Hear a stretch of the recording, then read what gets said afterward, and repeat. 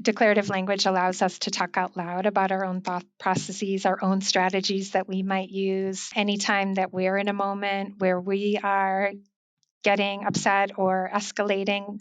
If we talk about that out loud with kids, they can learn from our models. So it might be something like, oh, I can feel my heart beating really fast. That tells me I need to slow down and take a breath. Hi, and welcome to the KindlED podcast, where we dig into the art and science behind kindling the motivation, curiosity, and mental well-being of the young humans in our lives. Together, we'll discover practical tools and strategies you can use to help kids unlock their full potential and become the strongest version of their future selves.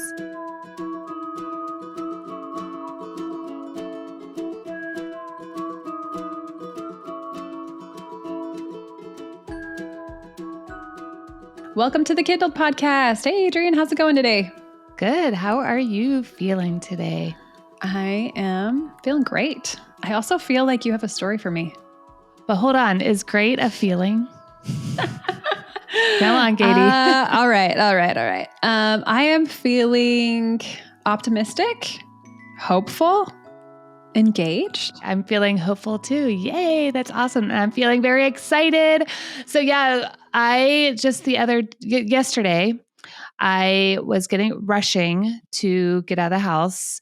And that is my biggest trigger. I can be the most calm, really connect with my kids, playful. It just feels so good until there's a time pressure.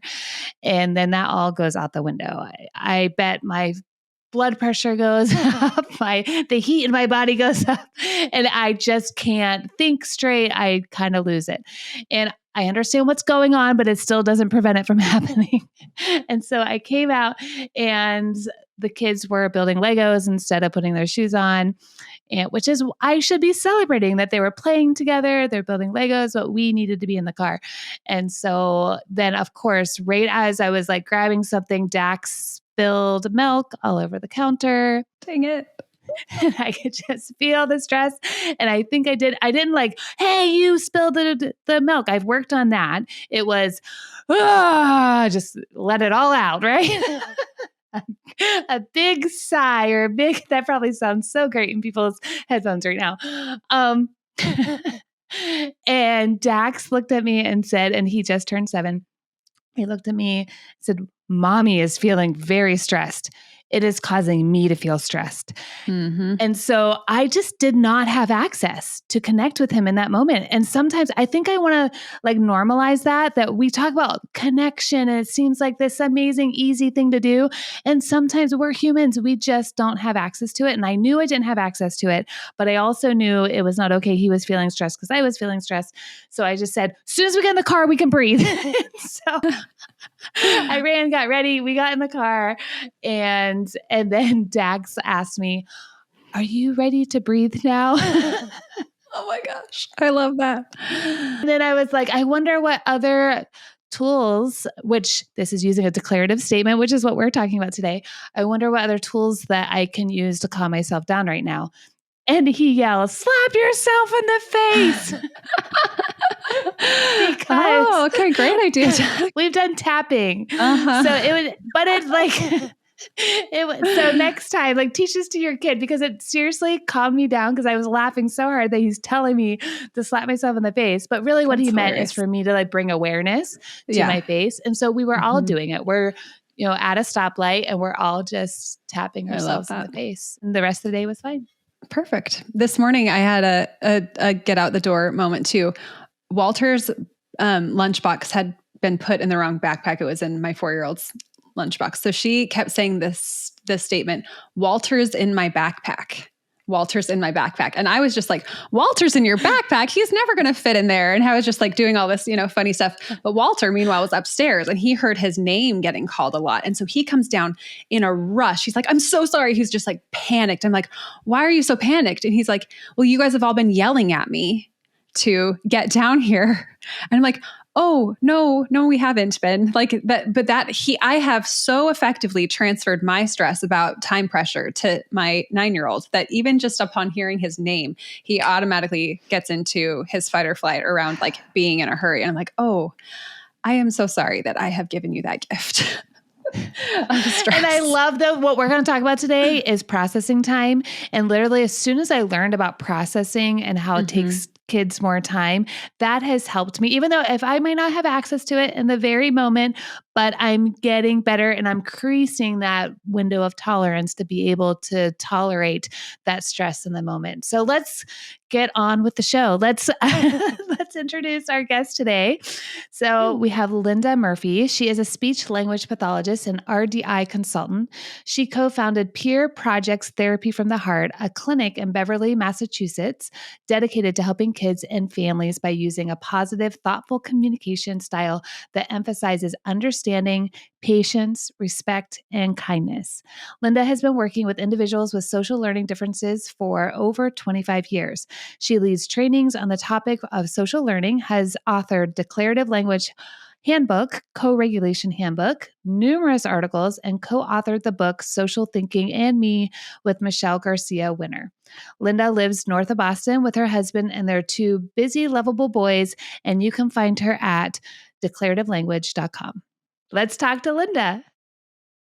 Linda, thanks for coming on the Kindle podcast. We're super excited to have you today. Yeah, thank you for having me. I'm really excited to join you. Thanks. So our first question is just tell us a bit about your background.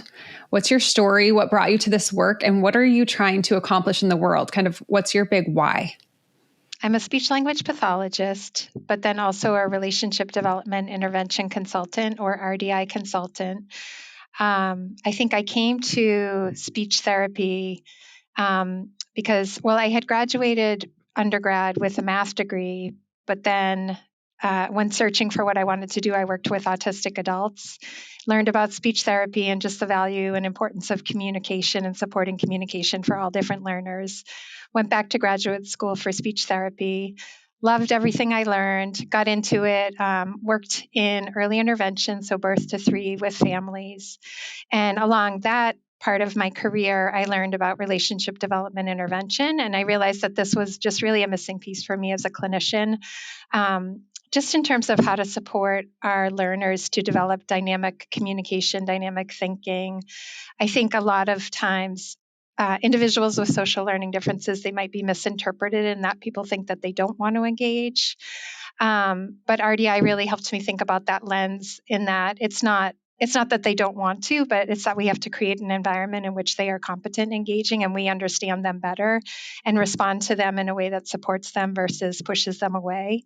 So RDI brought me this whole other set of tools that I learned tons in graduate school for speech therapy and on the ground. Even like people that I go back to are Barry Prezant. He was one of my professors in graduate school that just I believe a lot of what he believes, and then RDI just expanded upon that learning. And then it was in the RDI community that I learned about declarative language. And basically, I was just a speech therapist, RDI consultant, working on the East Coast where ABA or behavioral methods are really strong here and recommended. And I was just a very small voice advocating for something different. And just at some point, I decided that I wanted to do something a little bit stronger or use my voice in a more clear or strong way, not knowing really where it would go, but just that I felt the need just to get the word out there a little bit more and help this tool be accessible to people, to all people, because in my opinion, it's not hard to learn. It takes practice, of course, but you don't have to go to graduate school to learn how to speak in a declarative way. So I wrote my book, Declarative Language Handbook. It came out right before the pandemic, March 2020. And since that time, I think a lot of people have just really become aware of it. I think maybe because we were all home looking for learning opportunities for that period of time, a lot of people found my work.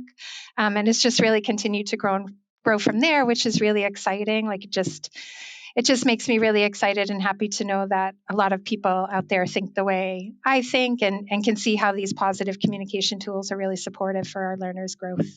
So I love that. Yeah. I am also a speech language pathologist, so we share that in common. Mm-hmm. Oh, nice. Yeah, it's often an interesting inroad into different elements of education. So it's fun. So you talked about your little handbook, which I have. I already have it on my desk. I was going to say it's always sitting right behind me.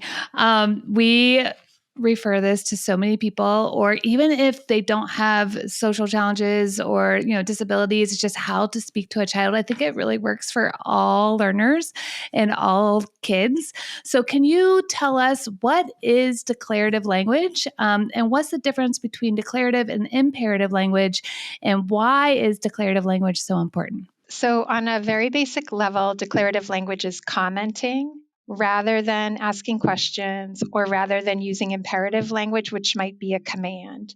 So just a basic example might be put on your shoes would be an imperative that tells the person what to do. What do you need right now would be a question that places a demand to come up with an answer. And then the declarative statement would be something like, I notice your shoes over there. Or I think it's a great idea to put your shoes on before we go outside. Or let's put our shoes on together right now. So it's just a comment that might observe, it might guide toward a particular transition or observation, it might share a memory, it might invite problem solving, it might create connection. So there's a lot of different purposes that a declarative statement could serve, but at the heart of it, it's a comment that doesn't place demand. And does tone matter when you're saying these comments? Because I was just thinking about this yesterday. We use a lot of declarative language. It works really well in my house of neurodivergent kids. And my son had his bowl and all kinds of wrappers and things on the counter. And so I almost was like, go throw that away, or, wanted to use imperative language. So I stopped and paused, and it almost came out like, there's a bowl sitting on the counter. And I paused one more moment because I just wasn't quite ready. Hey, Vaughn, you have your bowl sitting on the counter. He looked at it. Oh, okay. Went over, grabbed the bowl and threw it away. I didn't have to tell him to throw it away. I didn't have to tell him what to do with it. He knew as soon as that, I mentioned that it was on the counter. So I wanted to talk a little bit about tone too, and how that plays a role. Yeah. So if we're just thinking about declarative language on that mechanical grammatical level, it's just a comment. But the way that I like to think about it and talk about it is a communication style where we are giving information and scaffolding to our learners versus trying to get something from them. So it's also a mindset shift. So when we think about communication as a whole, communication is a whole package. It's never just our words. It's also our nonverbal communication, which can include our body position, our gestures, our facial expressions, our prosody, or our tone of voice.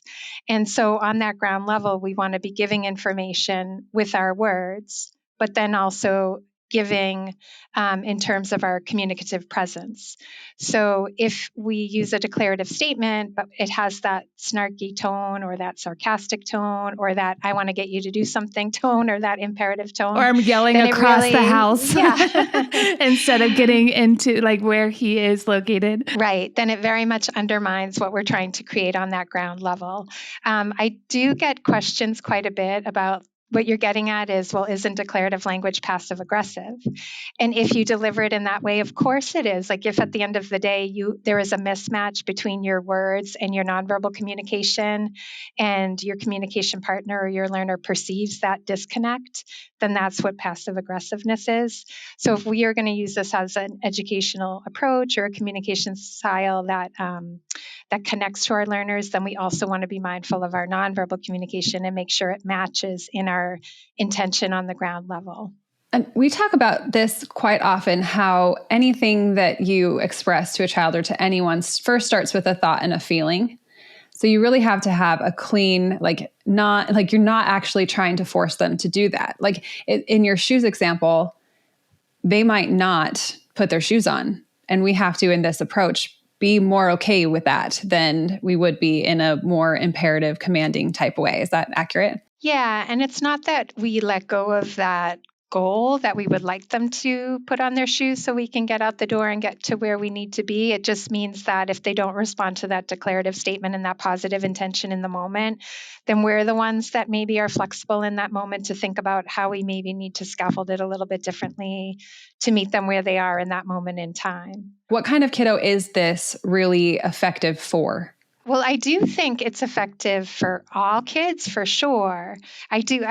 So I specifically, when I wrote the book, it was thinking about autistic kids or individuals with social learning differences because educational practices have been so imperative for this particular population. And that has been the mindset that they need this. And I wanted to just really communicate that's not true.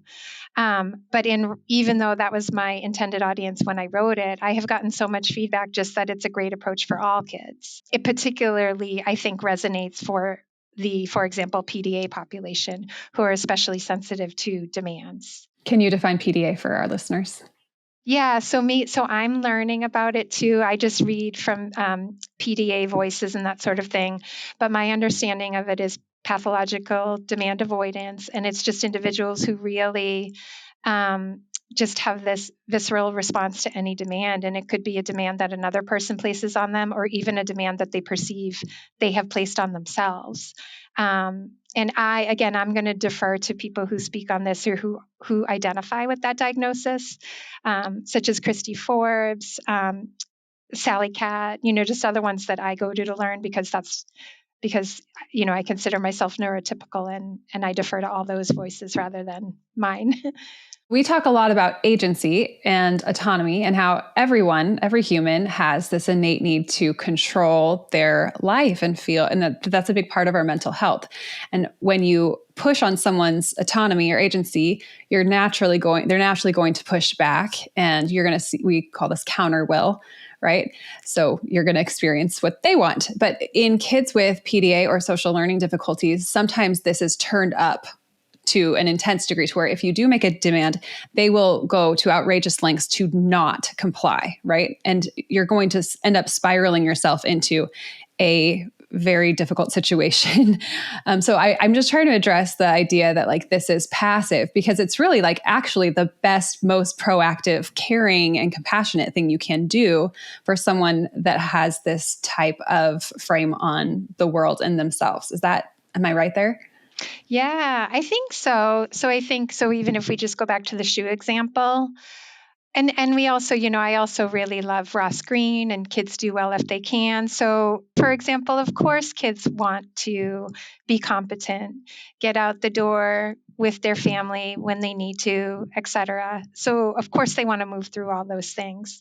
So, I see it as my job isn't to prompt them on what to do, it's just to support them to discover the next step and take that next step in that time and space that feels comfortable to them. So, I think another really important part of the declarative language flow is processing time and just making sure we are also slowing down to give that learner time to process what we've said. I think about just the environment, the contextual information, all the different pieces in a communicative context that an individual has to integrate, take in, process, integrate, respond. So it's really like that's what happens when somebody processes.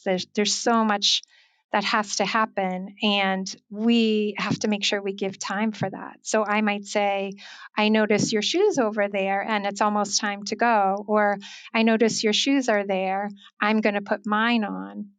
I want to be quiet on the other side of that so the learner can process my words, maybe shift their gaze to visually reference the environment, notice their shoes, take the action on their own. So also have the space to then initiate that next step to get to their shoes and put them on.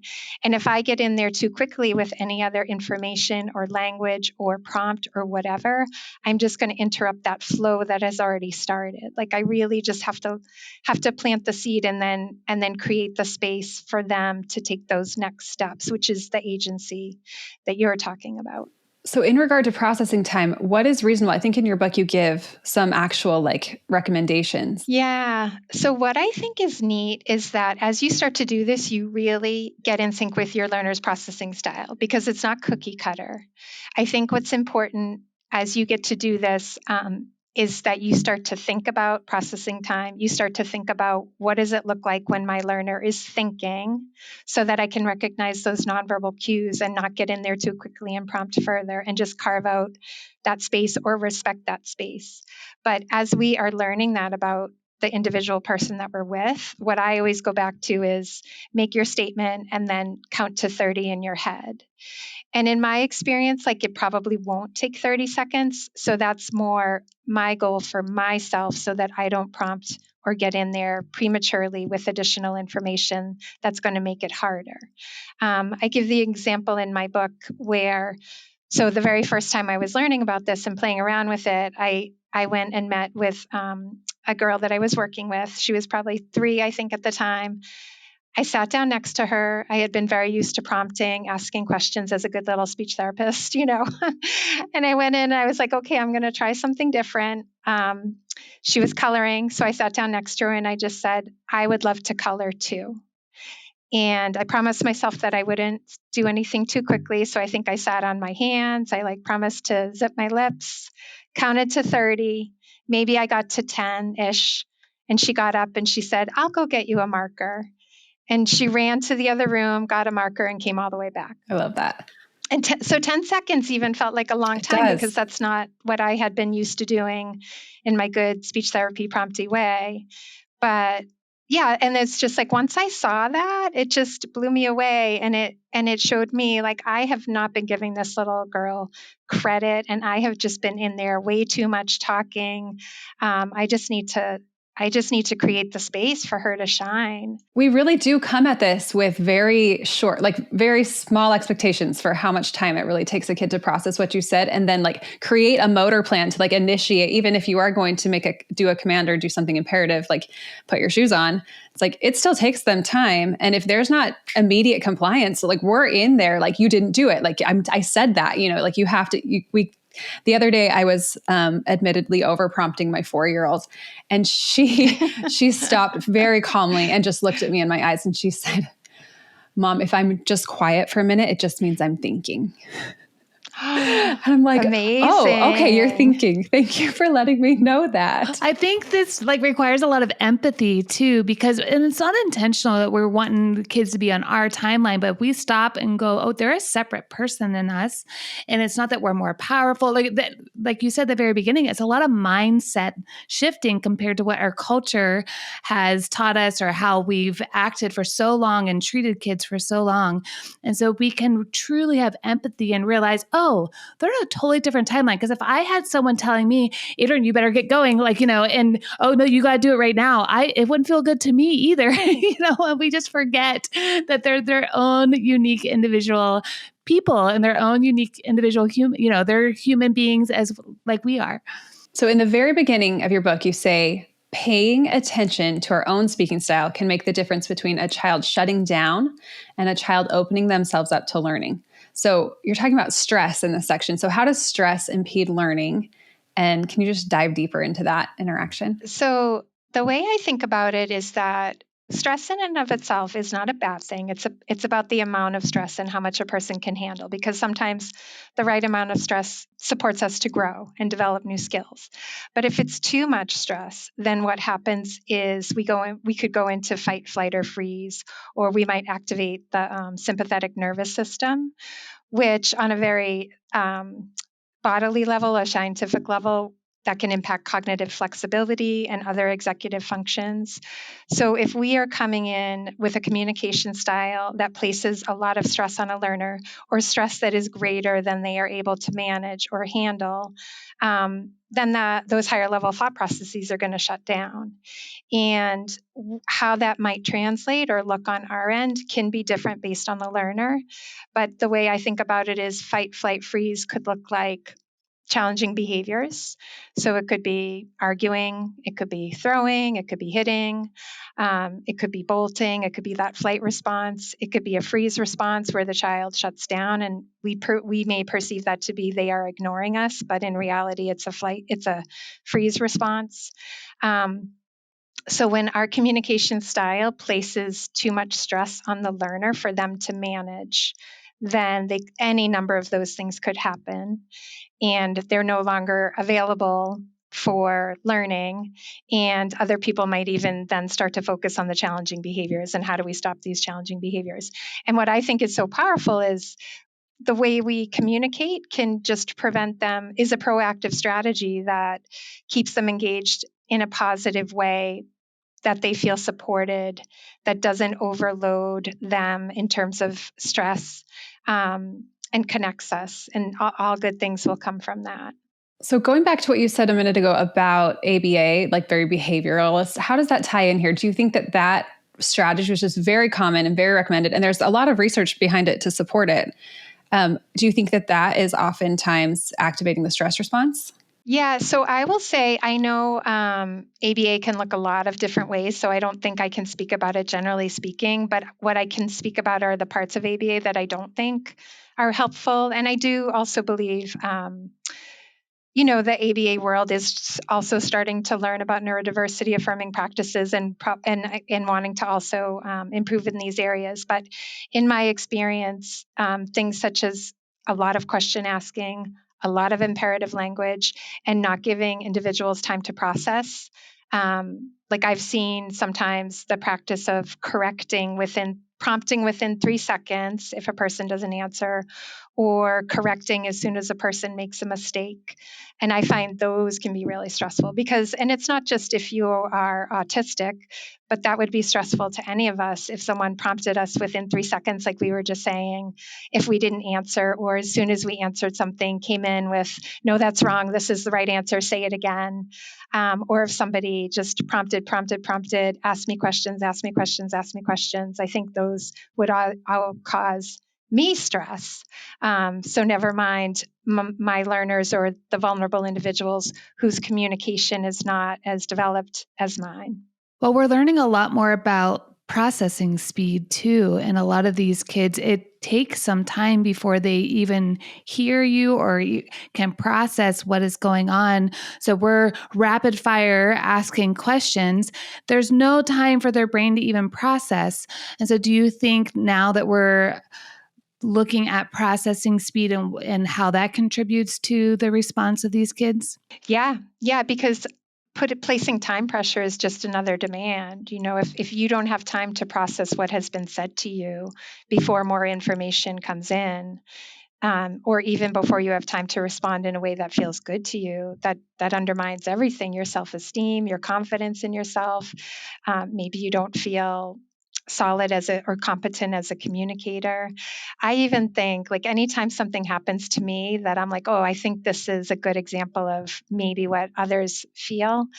Like, if I can just give you an example, I was working with one young man who is autistic, but he's extremely tech savvy, like IT is it.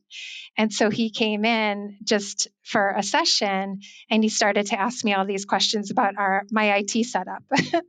And I'm like, I have an IT person to help me with that because I understand it on a basic level, but I don't understand the questions that you are asking me. And he just kept giving me just a lot of dense content about this really specific topic and asked me questions that were like way over my head.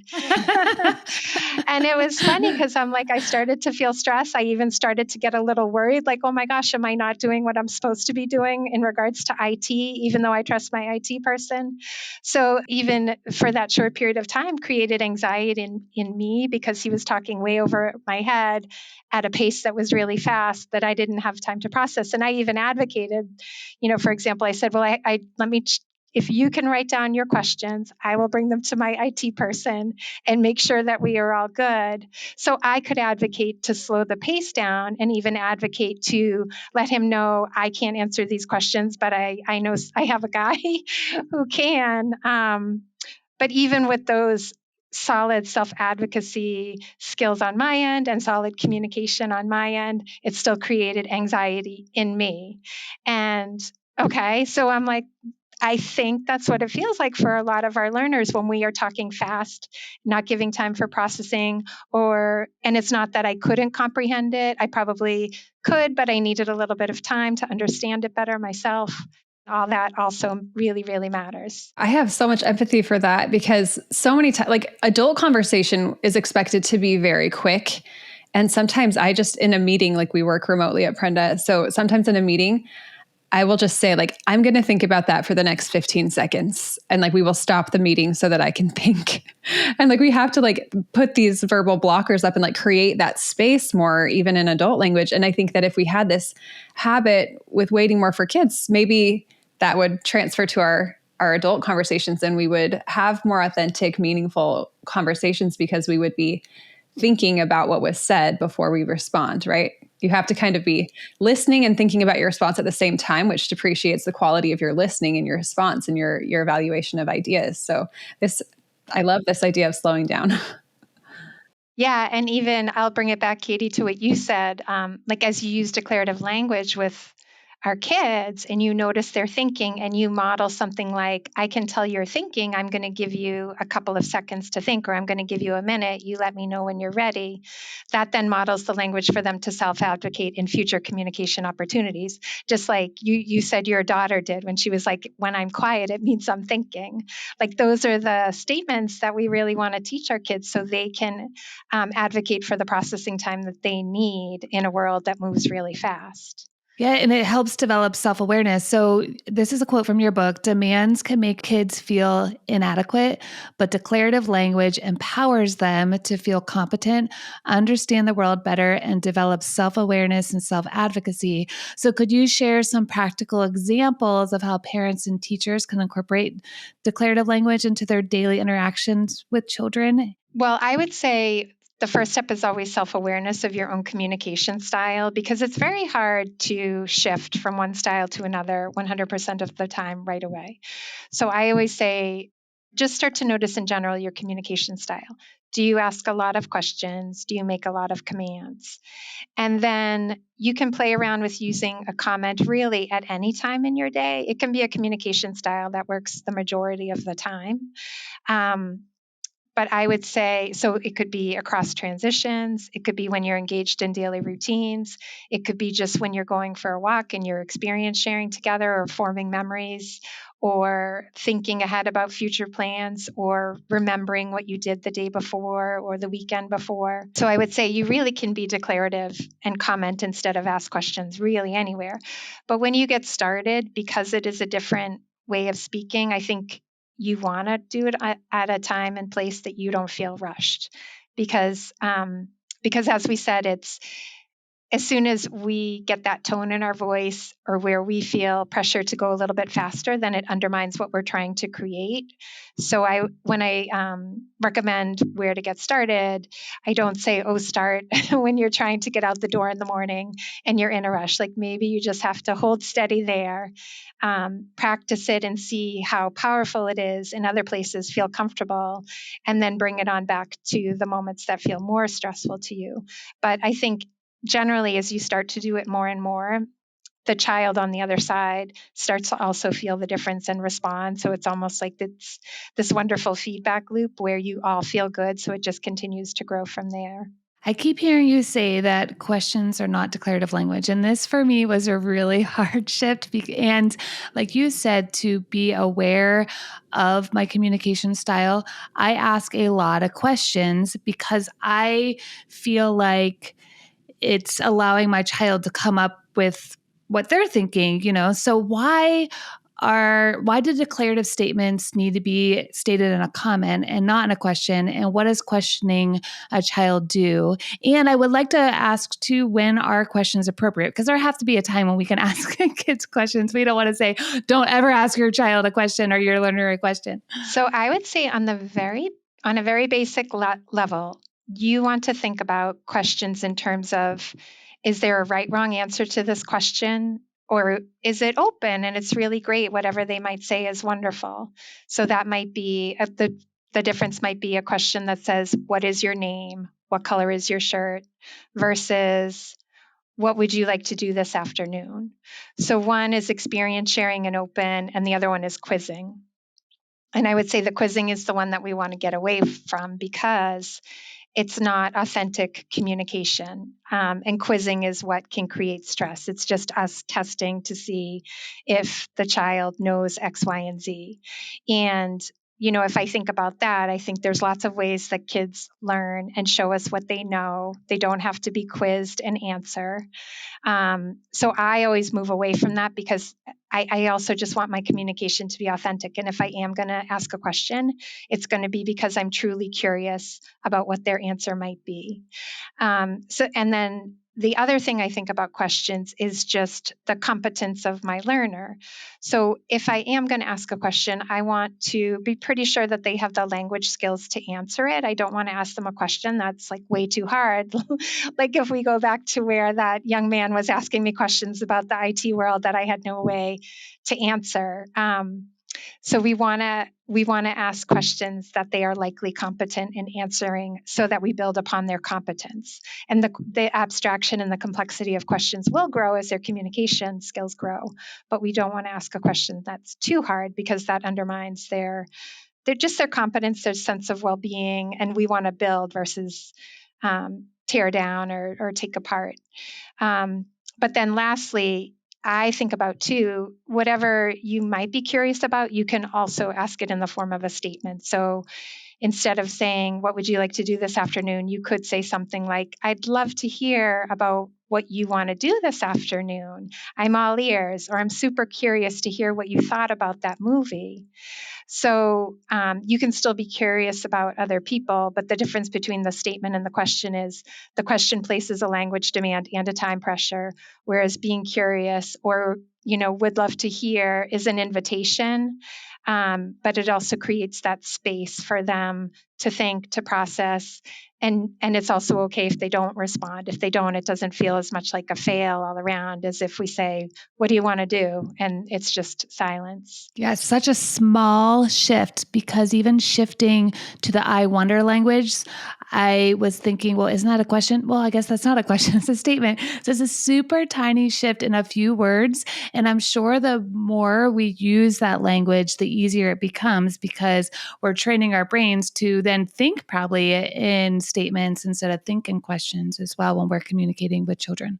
I would love to have you do like a little example here because when we get to know each other as adults, like it's very question based. What's your name? What do you do? Like, and so when we transfer that schema to a child, it sounds like my name's Kaity. How old are you? Like, what's your favorite color? Like we just start. I was thinking that too. Like, what do you say instead then? Yeah. You can't say what's your name. I was thinking the same exact thing. Yeah. I mean, maybe you can ask them what their name is, but I mean, you could even do that declaratively. Like, my name's Kaity. I wonder what your name is, but how would you like frame kind of like a getting to know you interaction in a declarative way? So if a child were to come in and even when I'm meeting them for the very first time, things I'm thinking about are just being really mindful of the demands that I'm placing on them because I want them to feel comfortable. I want them to lower their guard. And if I start to ask questions, for a lot of kids, that guard's going to go up and they're going to shut down. So what I might do if they were to come in, I might say, oh, I'm really happy to meet you. My name's Linda. Chances are that child's name from the parents. So I would say something like, or I might use anything that I already know that I've learned behind the scenes, because that is often how it works with kids. Like we know something about them before we meet them. They don't, it's not like we just met them out and about and it's just like, hey, I'm a stranger on the street. So I really just pull in information that I've learned in a very transparent way. So I might say, oh, hi, so-and-so. My name's Linda. I'm really happy to meet you. Your mom let me know that you really like to play with Beyblades. I love Beyblades too. I'm curious if you'd like to see our Beyblade collection or something different. And then I'm giving them a choice like Beyblades or something different. And usually that's a pretty safe space for them to respond. If they say something different, then I say, then I might just take it from there. Like, well, great, let me show you some of the games that we have. I'd love to see if there's any that are familiar to you or you're interested in, something like that. And then I think once we get into something, I might similarly pull in getting to know you information. So I might say something like, oh, I'm curious if you have any pets. Your mom told me you like animals. Like, again, I'm going to borrow any memories or background information from them that I truly already have, because that takes takes a layer off of them in terms of what they have to share. Like I find that they more easily join like a beat or two in versus at the very beginning. So I try and scaffold in that way. Like, this is what I've learned about you. This is what I already know. This is a connection we have together. And then again, I find as kids get comfortable, the guard comes down and they more comfortably share more information. So that's probably how I might go about it. My next question has to do with visual referencing. So, and there are a whole host of skills that sometimes these kiddos are kind of lacking skills, to quote Ross Green. So visual referencing is one of those. What is visual referencing? How does declarative language help us strengthen that skill? And I'm also curious, what are some other skills that this might help a child develop? Mm-hmm. So in Declarative Language Handbook, one of the things that was really important to me to talk about was just the idea of eye contact versus visual referencing. Because again, in the world of teaching individuals with social learning differences or autistic individuals, there has in the past been a lot of focus on making eye contact. And so a distinction that I just make in the book is that eye contact just might be looking at another person, and it might make us feel good because we think someone's paying attention to us because they're looking at us. But it's a very rote skill that doesn't have that richness or that foundation to it, which is what we're really going for. We're not just going for someone looking. Instead, what we want to really support our learners to do is visually reference their environment, their communication partners, so that they can take in that information, process it, and then decide what to do. And just another really important piece is that different learners have different ways that they process sensory information. So me telling someone to look undermines how they process information, and it could in fact be really stressful for them to look at something when they're not yet ready to take in that information. Just like language and auditory, like we were talking before, like that taking in of information is multisensory. Like we take it in visually, we take it in auditorily, tactily, all these different ways. So when I want to guide a learner to visually reference and notice something that might be important, I also have to maybe first let them know that there's something important to see, but then give them time to shift their gaze as they are ready to take in that information, because that's something that they can determine and I can't. And if I make somebody visually reference or look more quickly than they're able to take in that information, it's going to create that stress that we talked about before. I wanted to circle back. Visual referencing that was brand new to me, and that was really helpful to understand not just the eye contact. And I had a child who was struggling in school, and I had to fight really hard to get a 504 plan because he had straight A's. And so the teacher looked at me in the eyes and said, "But he does not look at me. He's folding paper. He's doing this." And I said, "I know, but I'm guarantee he's still hearing you. It's just he can't look at you in the eyes. It's causing a stress response." So we kind of went down this whole road with that. So I really appreciate you talking about what visual referencing is versus just eye contact. But I wanted to circle back to choices. You had mentioned in your example that you would give a choice, like the Beyblades, like I have these Beyblades that you can play with. Can giving choices cause demands, or is that like demand language as well? I have so many parents that come to me with toddlers, especially. I give choices because, all the parenting books say to give choices, and they don't want the red or the blue cup. They want something totally different. So can we talk a little bit about choices and how that can be demanding language for kids as well? Mm-hmm. Yeah, I think decision making is a cognitive demand. So again, it's going to come back to what decision is your child or learner ready for in that moment in time. So as a guide, I'm going to be thinking about the decisions that I invite them to make, and will that be a competent decision or choice for them in that moment in time? If a child is escalating, like they're already not able to access that thinking, and therefore maybe a choice is not the best option in that moment, and it's best for the caregiver to say, "I remember you really like red, so here's the red cup." And you can pull even from your memories of that child and just keep it moving in a positive, engaging way, because that decision in the moment will create stress rather than maybe empowerment at that moment in time. I also think about with choices, we're still coming up with those choices for the child. They're not having autonomy in what those choices are. So sometimes reframing to allow them to choose what they're going to be. Or maybe that's too demanding too. I'm making it very complicated. Yeah. Well, and even I wanted to add one other thought that I had. I think sometimes too many choices is too much information. And instead, maybe what's really needed is the processing time. So I can think of examples where there was a problem at hand, and maybe a parent jumped in with possible ways that we might solve this problem, which is all really great. But if it's too many too fast, then the child's not having time to process each individually and maybe come to that discovery on their own. So sometimes it's choices are good, but less is better, not more, because more is just more without the processing time in between.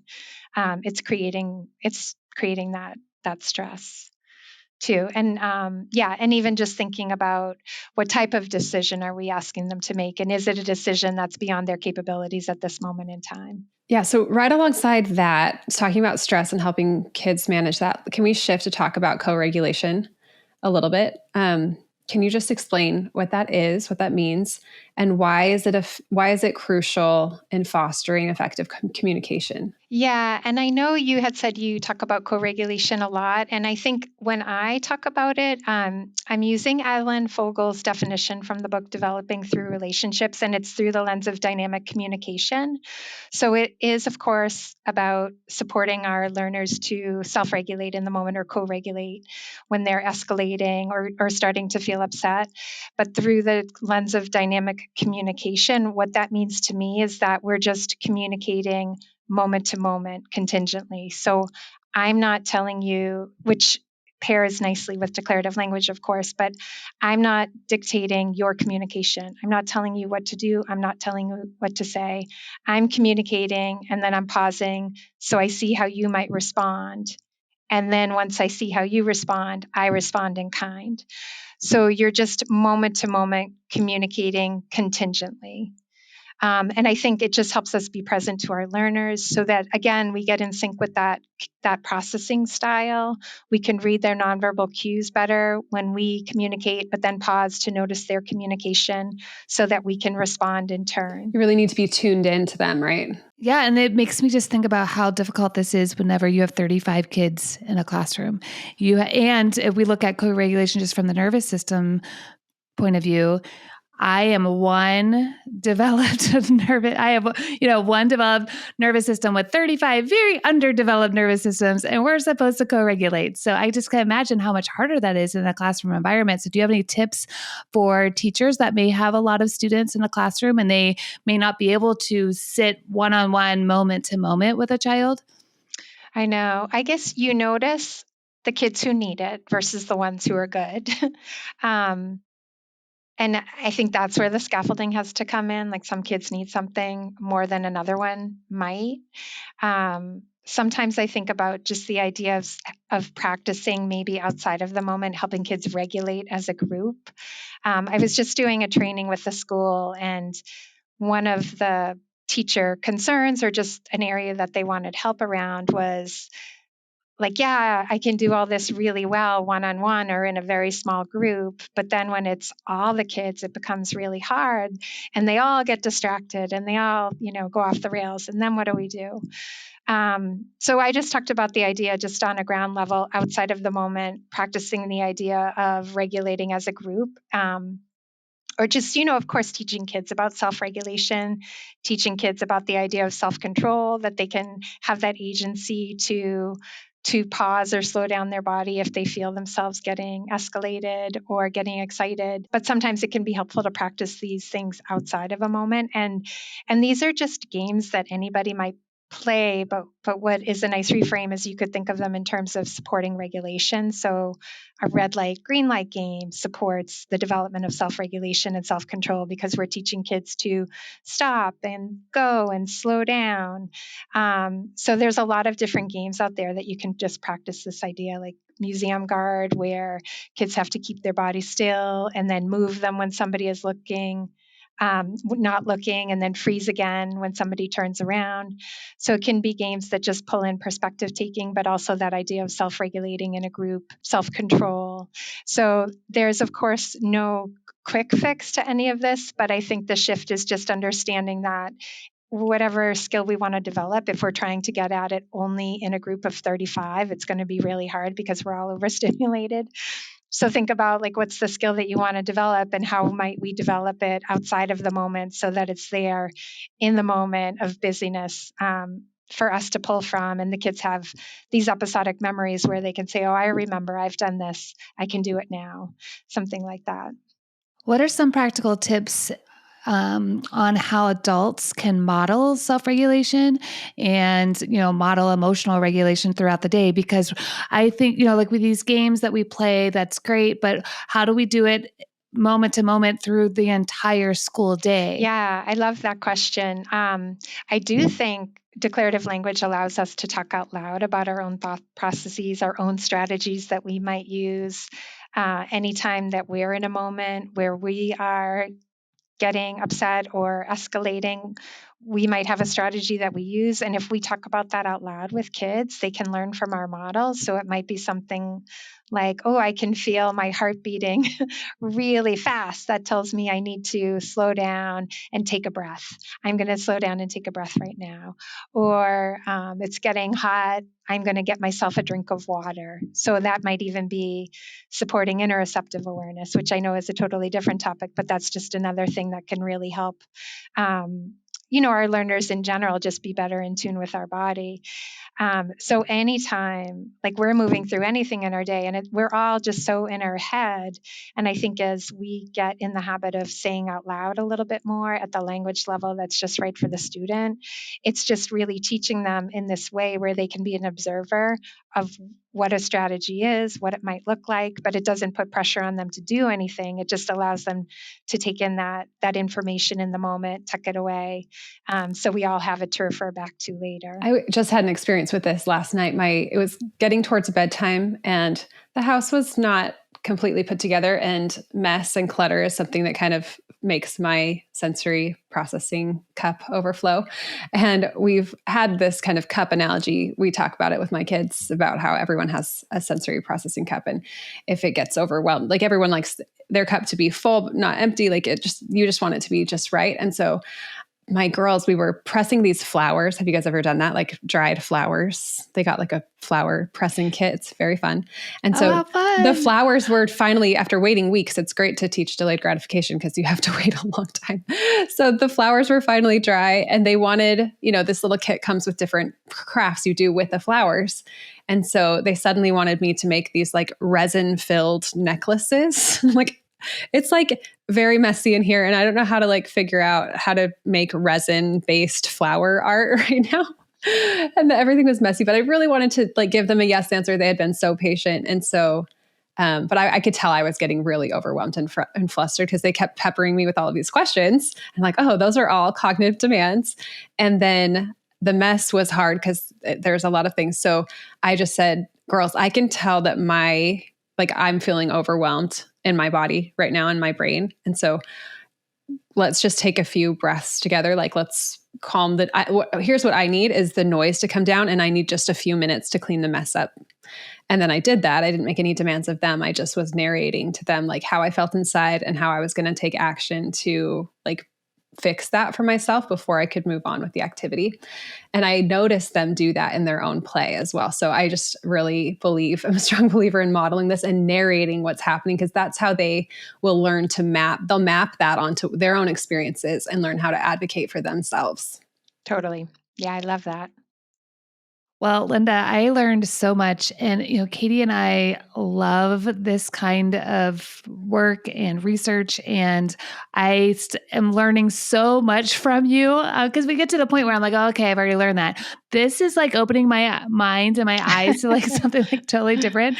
So, and I think it will be so helpful for anyone who is parenting a child or working with a child or educating, coaching, and just to be aware. I think the bottom line is to attune to that individual child and what they're needing in the moment. And if we are unintentionally placing a lot of demands and sending them into their stress response. So this is a question we ask all of our guests who come on the Kindled podcast. Who is someone who has kindled your love of learning, curiosity, motivation, or a passion? Thank you for asking. Definitely, I talked about my graduate school experience. So Barry Prezant was definitely a mentor to me. His work and inspired me. And then kind of as I went along, Dr. Shaley and Dr. Gutstein from the RDI community, Ross Green, I'm inspired by him and his work. Those are some of the professionals that I look to out there. And I think it's important. One thing that I really want to do is just help get research out there around these things that we're talking about, and we know that they work. But I also know evidence-based practice is important. So those people also just inspire me to reach to that next level to get something research-wise to the world. Yeah. I love that. So how can listeners learn more about your work? My main website is declarativelanguage.com, and I think I have all my links that you would want there, from links to my books on Amazon.